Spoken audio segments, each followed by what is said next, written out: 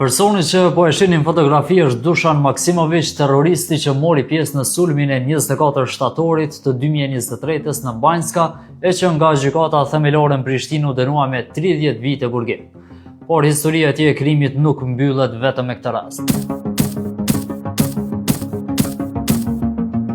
Prokuroria Speciale e Kosovës ka ngritur akt akuzë në 6 personave të akuzuar për organizim dhe pjesëmarrje në barikadat e vendosura në veri të vendit gjatë dhjetorit të vitit 2022 e ku janë zbuluar detaje të reja mbi mënyrën e koordinimit të pjesëmarrësve, furnizimin me armë e municion, si dhe përfshirjen e figurave politike dhe strukturave paralele serbe në organizimet e barikadave.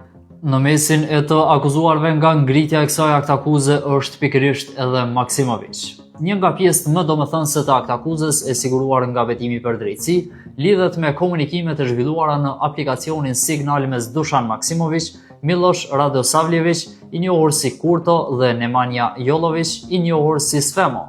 Sipas prokurorisë, komunikimet datojnë nga 12 dhjetori 2022 dhe tregojnë pjesëtarët e grupit që diskutonin për pranimin e uniformave ushtarake, sigurimin e armëve e municionit, si dhe për organizimin e barikadave. Në një nga mesazhet të cituara në akt akuzë, Miloš Radosavljević, identifikuar si Kurto, shkruan: "Sot të gjithë do të marrim municion, vetëm gjuhën në dhëmb. Mendoj për ne të katërtët." Në një mesazh tjetër, Dušan Maksimović njofton: "Uniforma ka mbritur", ndërsa Kurto përgjigjet: "E sigurova si municion." Komunikimet vazhdojnë me diskutime rreth armëve dhe përdorimit të tyre. Sipas prokurorisë, ky komunikim tregon se pjesëtarët e grupit jo vetëm që posedonin armë, por planifikonin edhe testimin e tyre para angazhimit në barikada. Në mesazhe të tjera përmenden edhe zhvillimin në terren. "Sot natën po digjet gjithçka në Leshak", Leposavić thuhet në një prej komunikimeve tjetër. E përveç komunikimeve, në telefonin e Maksimović janë gjetur edhe fotografi të shumta që lidhen me barikadat. Prokuroria ka përfshirë edhe një fotografi ku Maksimović shihet i veshur me uniformë ushtarake dhe jelek taktik antiplum.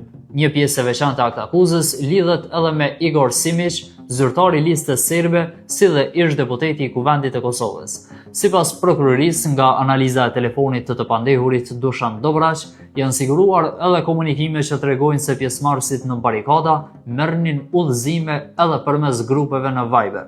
Në një mesazh të datës 10 dhjetor 2022, Igor Simić u drejtohet pjesëmarrësve: "Popull, faleminderit, por sonte kolegëve nga Zveçani KM, nesër në ora 8 në vendin e njëjtë, derisa kolegët shëndosh të vinë në barikada në orën 12 dhe i bashkangjitemi kolegëve."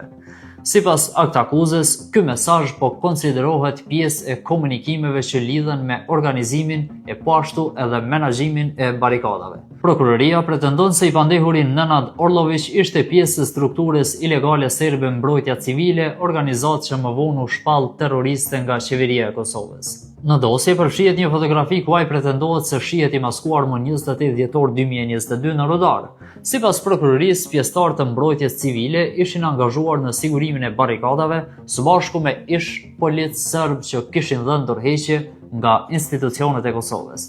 Një nga elementet më të rëndësishme të dosjes është takimi i 28 dhjetorit 2022 në Rashk të Serbisë. Sipas akt akuzës, në takim morën pjesë Milan Radojčić, zyrtar të listës serbe, ish kryetarët e komunave veriore dhe ish policët e dorëhequr.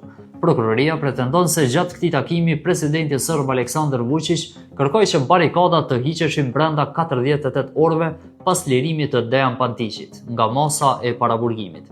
Sipas prokurorisë, me urdhër të Milan Radojčić, qytetarët serb ndërmarrën veprime që kishin për qëllim kundërshtimin e institucioneve të Kosovës e po ashtu edhe krijimin e tensioneve që cënonin rendin kushtetues dhe integritetin territorial të vendit. Pikërisht për shkak të elementeve të përshkruara në dosje si komunikimet për armë dhe municion, personat e maskuar, përfshirja Mbrojtjes Civile dhe roli figurave politike serbe, ky rast po konsiderohet i rëndësishëm edhe për të kuptuar mënyrën se si funksiononin rrjetet që më vonë do të përmendeshin edhe në hetimet për sulmin e armatosur në Banjska.